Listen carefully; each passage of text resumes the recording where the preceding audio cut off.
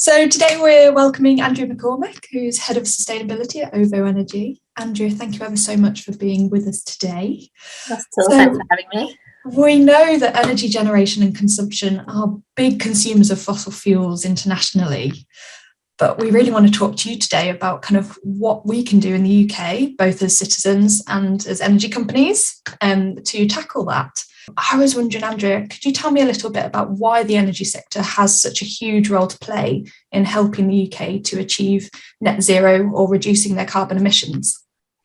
Yeah, so I think when we think about energy, it is the major source of carbon emissions globally. According to the World Resources Institute, energy in all its different forms, that's industrial energy use, transport and energy use in powering buildings, it comes to about 73% of global greenhouse gas emissions. So, it's a good 3/4 of the problem. And when we think about our role as citizens and energy companies within that, we can zoom into where we can start to make a difference, which is in our own homes. That's the part that's under our control. And about 11% of global greenhouse gas emissions globally come from residential buildings. Here in the UK, what's that made up of? It's about 28% emissions from the electricity that we use in our homes, and the rest of it comes from how we heat our homes. And for the majority of people in the UK, that's gas central heating. So some really big challenges as an energy sector that we need to think about. A quarter of our domestic emissions being from UK households and the energy that we use, and just less than 5% of that coming from low carbon technologies at the minute. So the likes of the renewable energies, that's quite incredible and quite a transition that we're going to have to make. No, very much so. And I think the challenge, particularly in how we heat our homes, can't really be underestimated. It's over 85% of UK homes are powered by gas central heating at the moment, and transitioning that to low carbon heating, things like heat pumps and electrified heat is going to be really difficult. If you take it down to your own level, you think about your own house. I've got a gas boiler in my house at the moment. In order to transfer that to a heat pump, you need to think about changing radiators, looking at how you use heat within the home, insulation. So there's lots of challenges, but that doesn't mean that it should be impossible. What it means is that we need to think of the right solutions that are attractive and affordable for people to be able to make that transition. So can you tell us a little bit about how OVO Energy intends to kind of lead the progress in driving towards reducing emissions from the energy sector, and how our domestic energy contributes to our greenhouse gas emissions? Yeah, so OVO is a energy retailer, so we don't have any generation assets ourselves. So where we can really play a role is thinking about the how consumers and customers use energy in their homes. So we've set ourselves some really ambitious targets.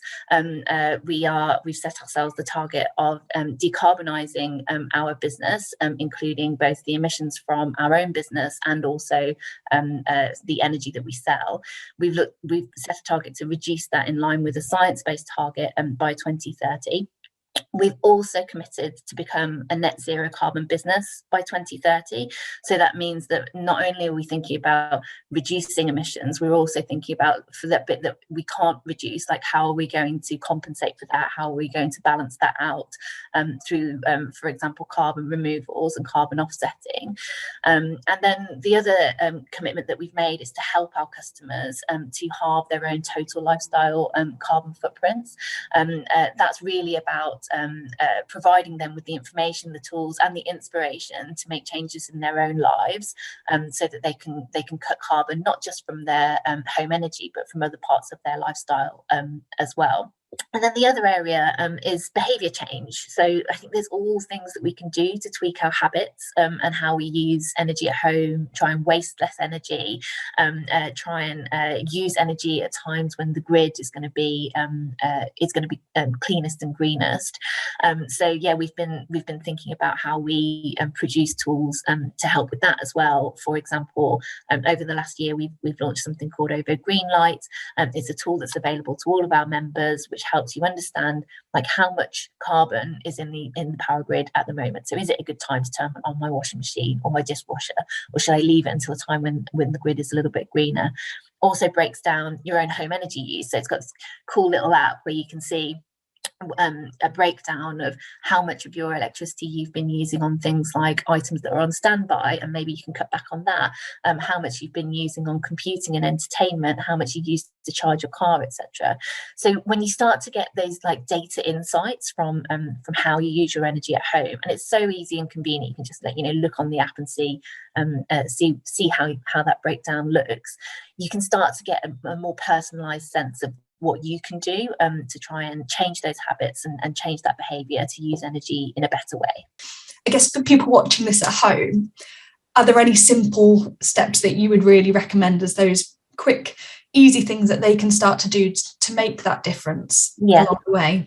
Yeah, I mean, like there's a few really obvious ones, like thinking about a renewable electricity tariff, switching to a green energy provider, and then no plug intended for OVO. There's lots of great ones out there, but like people like OVO are trying to reposition ourselves as decarbonisation companies. So pick a provider that is going on that net zero journey, that is trying to take the effort to fight the climate crisis. So that's a very easy switch you can do. You kind of like do it in the background and it's done. There are some more active things that we all need to do as well. Things like, for example, turning down the thermostat by 1 degree, putting on a jumper if it feels a little bit chilly instead of turning the heating up, can make a really huge difference, because you set your temperature on your thermostat. That's going to be for the whole of the autumn and the winter, and like into the spring as well. It's a good chunk of the year that you can make an energy saving just by turning it down, just tweaking it down just a little bit. Stuff like turning off the lights, people have been talking about it for forever, and it seems like like one of those routine things that's not very interesting, but actually if you're not in a room, you're not using that room, just make sure that the lights aren't on. And so these are all very simple small things, but they can all add up to make a bit more of a difference. I think there's very much been a coming together of the narratives on climate and on nature, and I think it happens at exactly the right time, that we need it to happen in order to have the right solutions in place. Of course, I don't think that that's never going to replace cutting emissions in the first place, and that has to be our priority. But I think we're at such an urgent stage of the climate crisis and the nature crisis that we need to pull every lever. We need to do everything all at once. So as well as thinking about how we're going to decarbonise our homes, how we're going to decarbonise our economy, we also need to think about how we're going to invest in nature, use nature to suck up more carbon, look after our natural areas, and start seeing a reversal of the trends the horrifying trends that we've seen in recent years. I think there's huge amount of potential in the private sector and in businesses to play that role, elevate these discussions, bring some funding and some investment, and bring some resources to the challenge as well. And that doesn't need to be something that's philanthropic. It's something that we have to recognise we depend on nature to operate, and we should invest in what we depend on what our supply chains depend on. And I honestly do think that change does start at home. It's what's within our control. This is where we live. This is home is where the heart is, and that's absolutely where change needs to happen. That's fantastic. Well, Andrea, thank you ever so much for being our interview guest today on our COP Daily Updates, and just fantastic to see what you're doing at OVO Energy in terms of getting people involved, reducing your own carbon emissions and helping others to do the same. So thank you ever so much, and we look forward to seeing your progress in the future.